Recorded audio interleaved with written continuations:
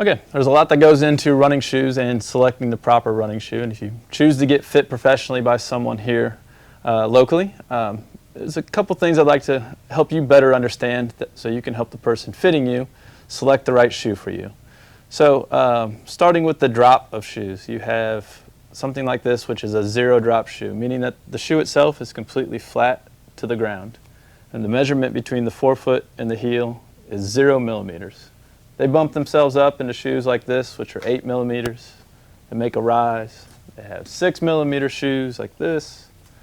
And they have all the way up to 12 millimeter shoes like this. And generally what that means with the millimeter and the drop is it's going to change the experience of how your foot lands. So pay attention when you run. Do you feel like you run more on your heels? Do you feel like you're up on your forefoot more when you race? Those small little things that you tell the person fitting you can also help determine what type of drop they can put in the shoe for you. Secondly, they're always going to have different elements of support.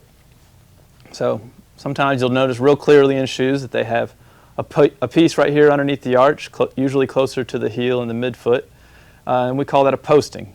That's designed for usually a lower arch or someone's foot who lands. It makes a small inward movement called pronation. Generally, support shoes that have posting are a little bit stiffer in the heel. So again, that will change the experience of impact and how you land and how you run and what you feel. So if you like that firmer feeling under your arch, be clear that you wouldn't mind trying a shoe on that has a little bit of posting or support in the heel. If you like that smooth transition or something that's more cushion, more plush, make sure you get to try on something that is a neutral shoe.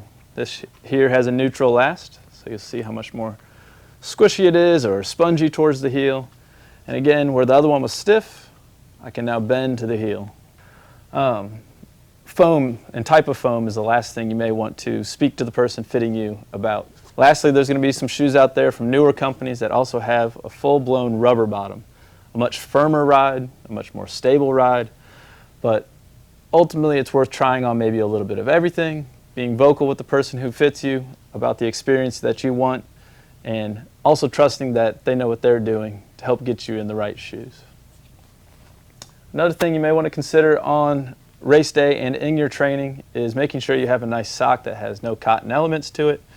So something like this brand here is actually a 2-in-1 sock. So the inside non-cotton sock moves with the foot, the outside non-cotton sock moves with the shoe.